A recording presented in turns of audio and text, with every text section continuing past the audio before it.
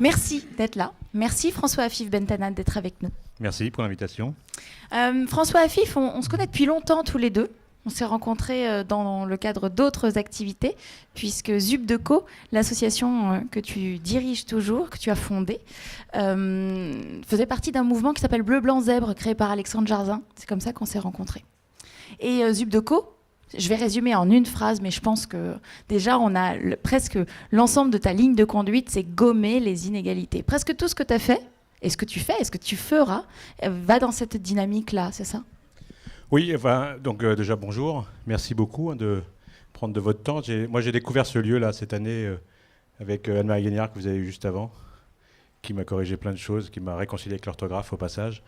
Et donc, j'ai décidé il y a maintenant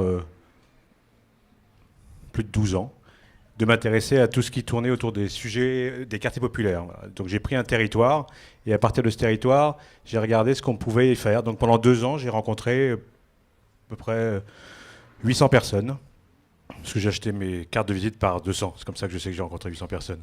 Et donc toutes les associations, tous les acteurs qui agissaient dans l'éducation, l'emploi, l'insertion, l'environnement, enfin tout un tas de projets divers et variés. Et puis après 2 ans, j'avais 2 solutions. Soit je me sauvais en courant, tellement c'était compliqué d'agir en rencontrant tous ces acteurs associatifs qui mettaient de l'énergie, de l'engagement sur ces sujets-là, ou soit de prendre un sujet très précis et de le régler.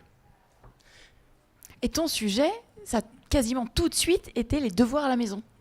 Alors j'y suis allé par plusieurs étapes. En fait, quand j'ai identifié la logique de l'entrepreneuriat, qui était le domaine dans lequel j'étais très à l'aise, parce que j'ai créé beaucoup d'entreprises avant de me lancer dans l'associatif, et puis je donnais des cours et des conférences à HEC sur ces sujets-là aussi, sur comment créer une entreprise avec une feuille, un stylo et pas d'argent. Voilà, c'est un concept pour ceux qui veulent entreprendre. Donc comme quoi l'argent n'est pas le point essentiel. Et donc l'entrepreneuriat, c'était un sujet. L'emploi, voilà, c'était pas mon domaine de compétences, les RH ou autres. Et puis quand on regarde tous les problèmes de la société en majeure partie, en dehors des problèmes d'écrit ou autres, l'éducation est le point central. C'est tout, ou une grande partie des sujets partent de là. Et donc on a commencé... Et donc j'ai créé Zubdeco en 2005 en me disant on va éradiquer l'échec scolaire en France dans les 10 prochaines années. Quand on s'est rencontrés, une des premières choses que j'ai apprises à ton contact, c'est les devoirs en France sont interdits depuis Napoléon. Ah bon ? C'est pas ça ?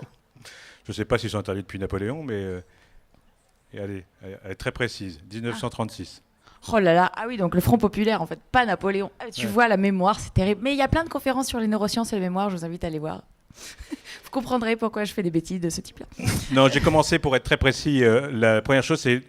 alors après, on va discuter de l'éducation, etc. Ça va être un vrai sujet sur ça, mais l'approche était de se dire, les politiques, donc j'ai rencontré tous les ministres depuis 10 ans, les présidents, les différents acteurs sur ces différents sujets. Ils devraient venir ici d'ailleurs, je pense que Julien devrait les inviter, et ça les éclairerait sur cette capacité d'innovation qui existe aujourd'hui, et donc ils sont très enfermés puisqu'ils fonctionnent sur des logiques très industrielles. Voilà, l'éducation nationale, c'est 1 million de personnes, 850 000 profs, 250 000 personnes dans l'administration. Ce sont des gens passionnés, passionnants, et qui emmènent en gros 700 000 élèves jusqu'au bac. Donc je pense que ce n'est pas une discussion, la logique de l'éducation. Quand on regarde l'échec scolaire en France, ça doit être à peu près plus de 100 000 personnes chaque année. Mais si vous faites ça à l'échelle d'un collège, ça fait une vingtaine d'enfants par collège. Donc sur 500, ça paraît pas énorme dans la proportionnalité. Mais c'est multiplié par 7000 qui donne quelque chose de volumineux. Et donc vous avez... et donc les politiques ne savent pas gérer ça. C'est des pompiers, ils savent sortir... Voilà, ils épongent. Mais ils ne savent pas prendre le problème en amont pour des raisons diverses et variées que vous connaissez tout aussi bien que moi, qui sont les jours électorales. Ça dure 5 ans, je dois prendre des décisions et autres.